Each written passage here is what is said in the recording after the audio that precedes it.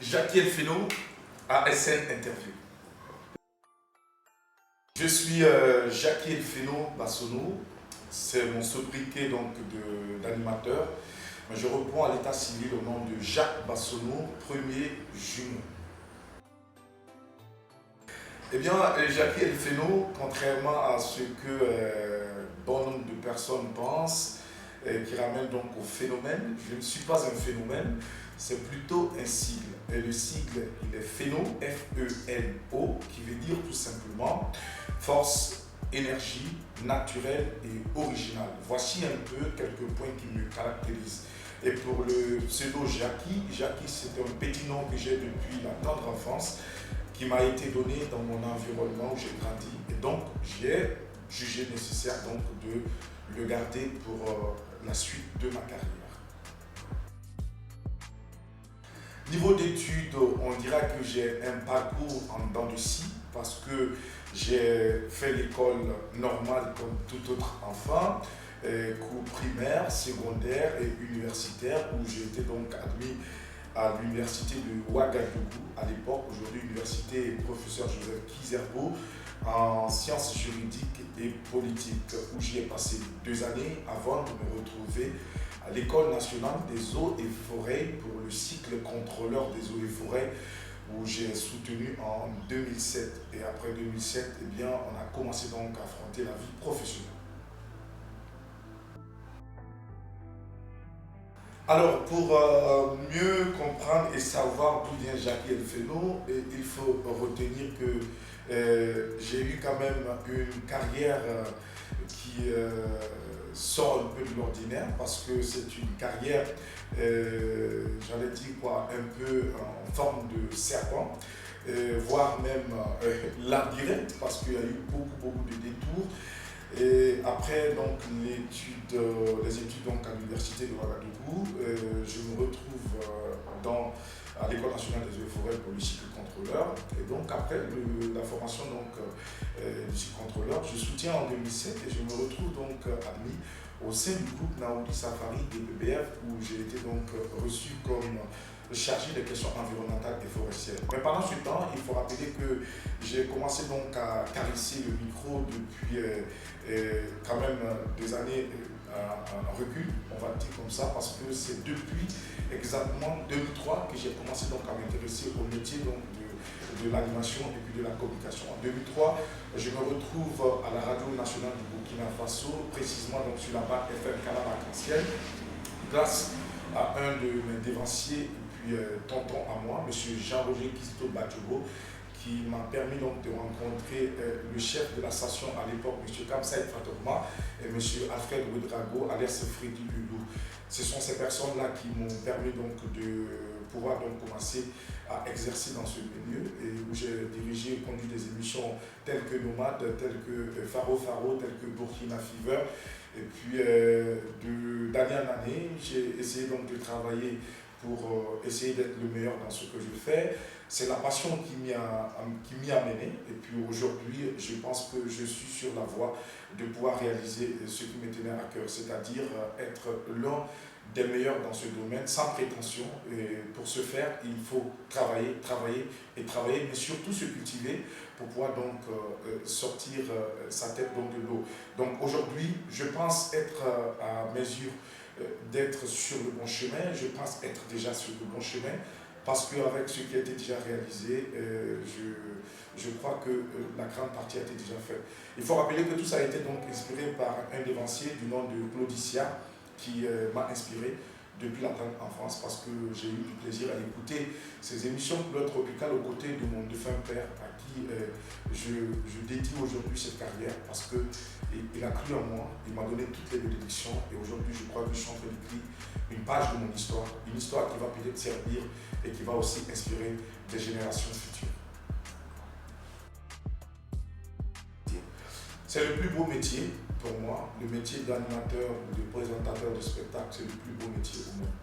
en ce sens que ce métier permet donc de pouvoir entrer dans tous les univers. Ce métier nous permet également de pouvoir être en phase avec plusieurs personnalités. Ce métier nous permet également de pouvoir procurer du bonheur à toutes ces personnes qui prennent du plaisir à nous écouter. Ce métier d'abord nous procure à nous-mêmes un bonheur immense et intense parce qu'il y a tout le temps de la vibration, il y a tout le temps des rebondissements dans ce que nous faisons et puis à chaque fois on se dit qu'on peut encore mieux faire. Et c'est tout ça la beauté de ce métier. Et pour ma part, si ce métier n'existait pas, il fallait le créer. Et si j'avais à refaire, je ferais encore ce métier.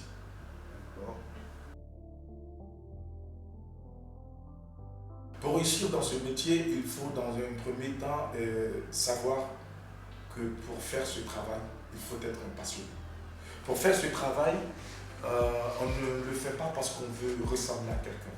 On fait ce travail parce qu'on y croit, parce qu'on aime. Et en plus de cette passion, de cet amour, il faut être quelqu'un de très cultivé, quelqu'un de très curieux, qui s'intéresse à tous les domaines, qui fouille, qui se donne tous les moyens de connaître et de savoir des choses, afin de pouvoir les transmettre à ceux qui nous écoutent.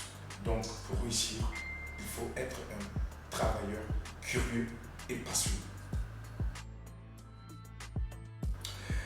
À côté donc de ce que je fais comme activité, il faut rappeler que je suis également à la tête d'une structure, une agence événementielle dénommée donc Mayel Production, qui est dans le domaine de l'événementiel, où nous organisons des concerts, où nous produisons des artistes. J'ai eu la chance donc d'être recruté par M. Sawadogo, qui est le PDG donc, du SPC Group, qui m'a permis donc de prendre les manettes de commandement de cette structure, qui est une filiale du groupe SPC Group, situé donc à Dakoya.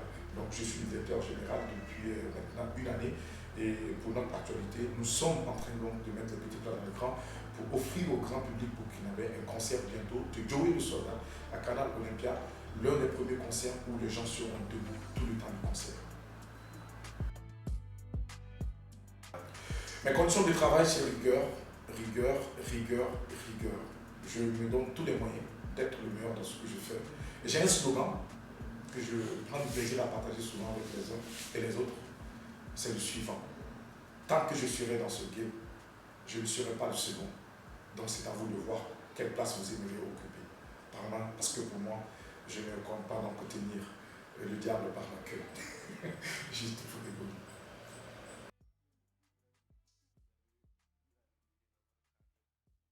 Le plus gros défi, c'est d'avoir abandonné un métier où j'avais tout. J'étais nanti, je veux le dire, avec un très bon salaire. Étant responsable, j'ai dû claquer la porte pour m'intéresser à cette passion qu'est l'animation ou encore la communication. Et je me rappelle quand j'arrivais, j'avais même pas un dixième de ce que j'avais comme salaire.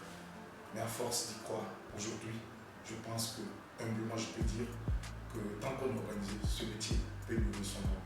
Donc pour moi, ce défi a été relevé. On ne croyait pas en moi, on ne vendait pas pour moi, on ne vendait pas cher ma peau. Et aujourd'hui, Dieu faisant, et puis avec l'accompagnement des uns et des autres, et la confiance de toutes ces belles âmes qui ont été à mes côtés, je suis arrivé aujourd'hui à avoir un nom, à me positionner et surtout à être utile pour mon semblable. Donc pour moi, c'est un gros défi que j'ai voulu relever et que je suis sur le chemin donc de pouvoir relever. Dans tous les cas, 80% a été déjà fait et il reste encore des 20% encore plus difficiles parce que là, c'est de marquer le temps et de rester à jamais gravé dans les mémoires des uns et des autres.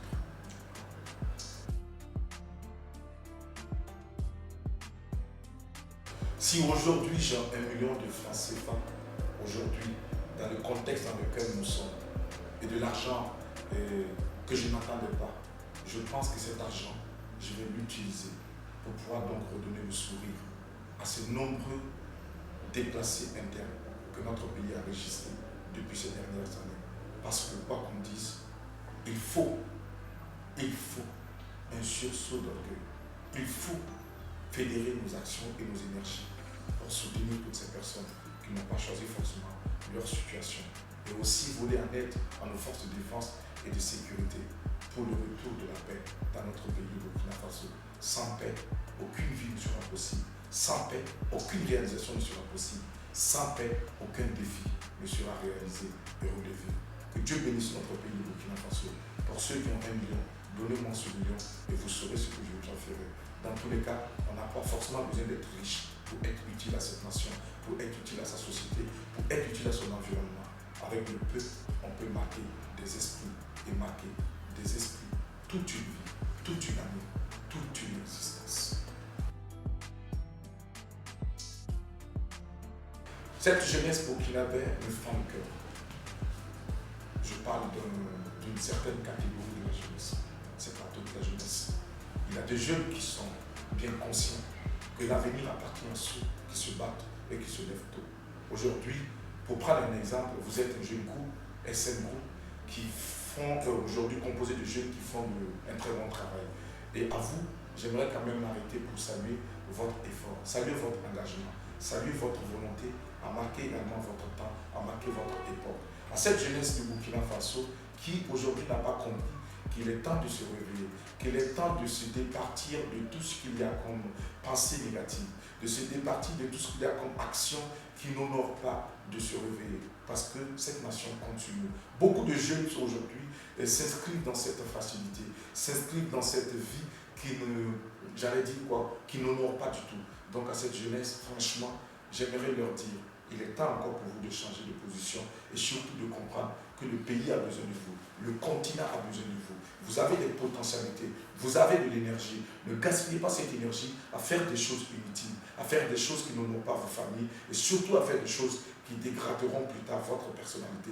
Vous avez quelque chose à donner, il faut aller à fond. Et surtout, dites-vous qu'on n'a pas forcément besoin d'avoir gros pour réaliser quelque chose de grand.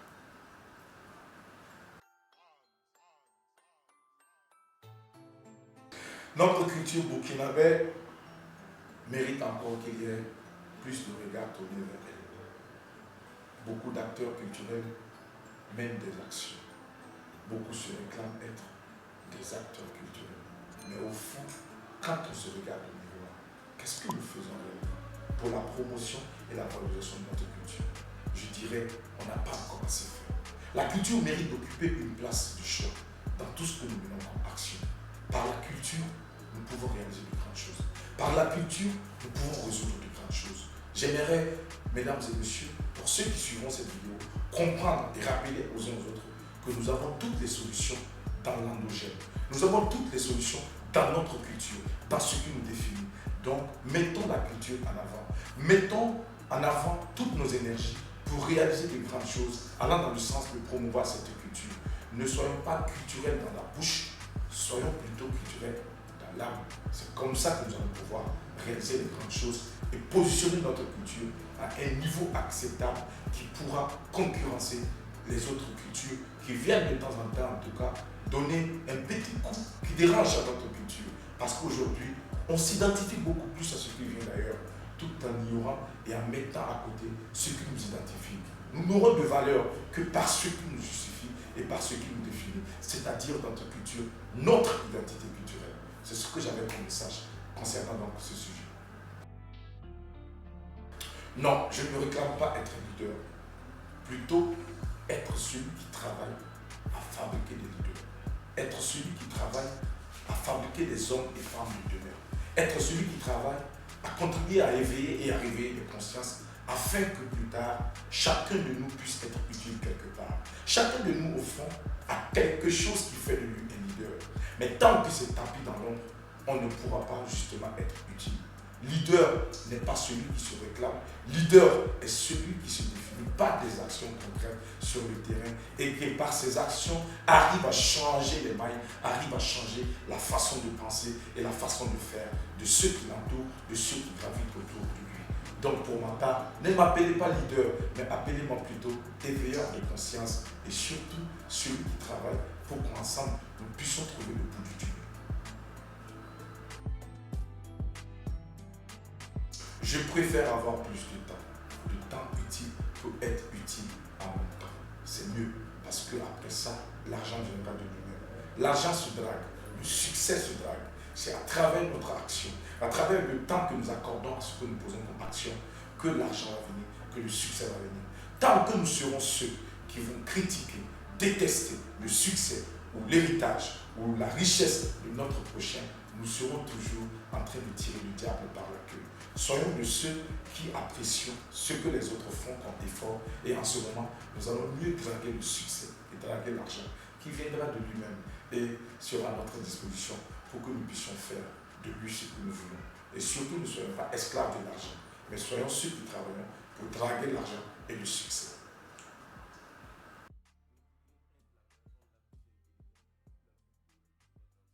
Je préfère être la personne la plus drôle, faire rire, procurer du bonheur, arracher un sourire à mon semblable.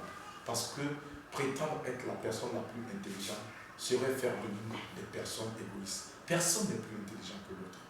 Nous sommes complémentaires. Nous devons fédérer nos intelligences pour être un, unique et solide. Donc comme ça, on va mieux construire.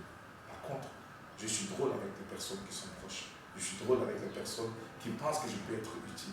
On peut être drôle sans être idiot. Ça, c'est important à souligner.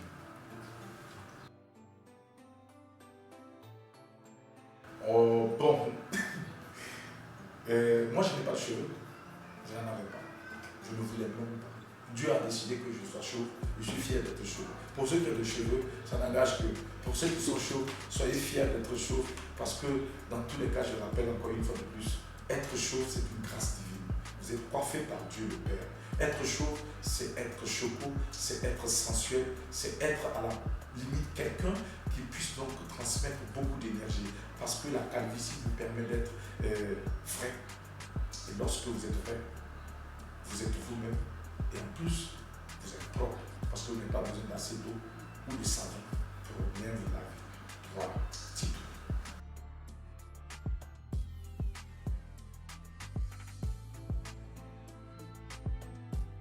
Messi ou Ronaldo, pour avoir été un ancien footballeur, je préfère Ronaldo. Pourquoi? Parce que pour moi, il incarne la combativité. Messi, c'est un homme naturel. Par contre, Cristiano Ronaldo, il a travaillé pour être là où il est. Il a connu ses faiblesses et il a travaillé à faire de ses faiblesses des forces. Et je préfère Ronaldo. Ni l'un ni l'autre. Ni l'un ni l'autre. J'aime pas. Les restos, je préfère me retrouver plus en amis, manger autour du même plat ensemble, main dans la main, échanger des choses ensemble. Je préfère ainsi. Pour moi, un resto ou boîte de nuit, c'est être à un certain niveau social. Et pourtant, nous ne sommes pas encore à ce stade.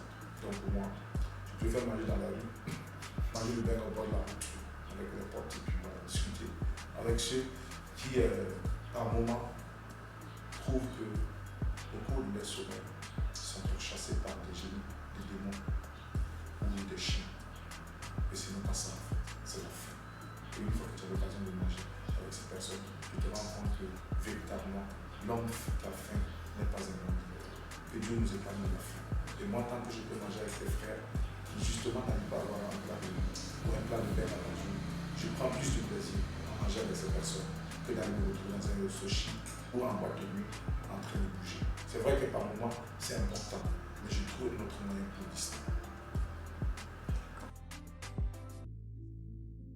Et cette interview, chapeau bas, bravo pour cette belle initiative qui permet de mettre sur les feux des projecteurs des personnes qui peuvent partager leur expérience et en partageant l'expérience, qui peuvent contribuer donc à changer les mentalités et surtout à inspirer la jeunesse. Vous êtes jeune, vous avez de la vision et pour moi, vous êtes sur la bonne voie.